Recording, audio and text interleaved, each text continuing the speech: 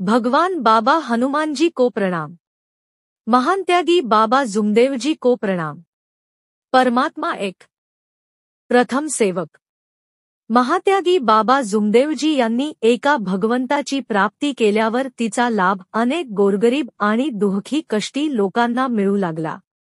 बाबांनी भगवंताला शब्द दिल्याप्रमाणे ते निष्काम भावनेने इमाने इतबारे भगवंताप्रती मानवाला जागविण्याचे कार्य करू लागले। त्यांना योग्य मार्गदर्शन करून त्यांच्या जीवनात जे काही शारीरिक, आर्थिक किंवा मानसिक दुःख असेल त्यातून त्यांना मुक्त करून त्यांना सुखी व समाधानी केले। याप्रमाणे अनेक लोकांनी त्याचा फायदा घेतला। त्यातील काही लोक या मार्गाचे उपासकही सेवक बनले। त्यापैकी या मार्गाचे प्रथम सेवक बनण्याचे श्रेय श्री गंगारामजी रंभाड यांनी घेतले। श्री गंगारामजी रंभाड हे टिमकी येथे बाबांच्या मोहल्ल्यात राहणारे।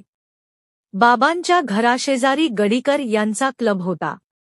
तेथे कॅरम वगैरे करमणुकीची साधने होती। त्या मोहल्ल्यातील लोक सायंकाळच्या सुमारास फावल्या वेळात तेथे करमणूक करण्याकरिता जमा होत असत। बाबा देखील फावल्या वेळी तेथे जाऊन बसत असत। तेथे ते परमेश्वराप्रती मानवाला जागविण्यासाठी नेहमी चर्चा करीत असत। बाबांची ही चर्चा ऐकून तेथील लोक त्यावर विचार करीत असत। त्यांतील काही जण याचा लाभही घेत असत। याच क्लबमध्ये गंगारामजी रंभाड हे सुद्धा नेहमी येत असत आणि बाबांच्या चर्चेत सहभागी होत असत। गंगारामजी रंभाड हे हिंदू संस्कृतीत वाढलेले। त्यांचे घराणे गुरुमार्गी होते। त्यांचे गुरुजी सोनारबाबा नावाचे होते। तरीसुद्धा ते भूतबाधेने पीडित होते। त्यांच्या अंगात भूत पलित येत होते। त्यामुळे खूप त्रस्त झाले होते। गुरुमार्गी असूनही त्यांचे गुरु त्यांना या दुःखातून मुक्त करू शकले नाहीत। तेव्हा त्यांचा देवावरचा विश्वास उडाला होता।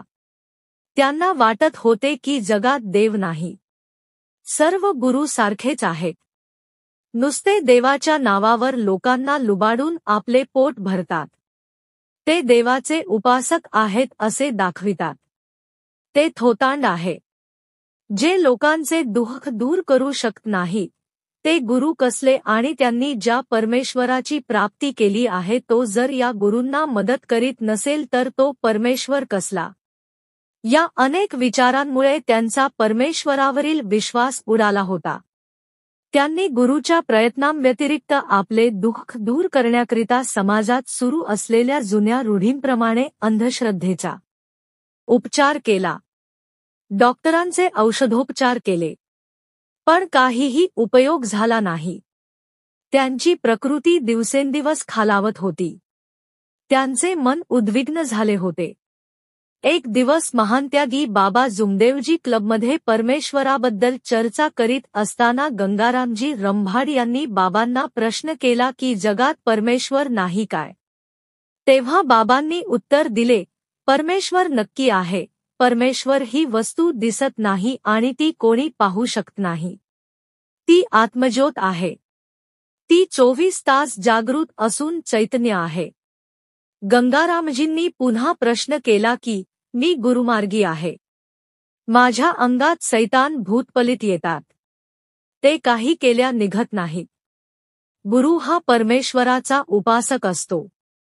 तो परमेश्वराच्या सहाय्याने लोकांची भूतपलिते नष्ट करून दुःख नाहीसे करतो।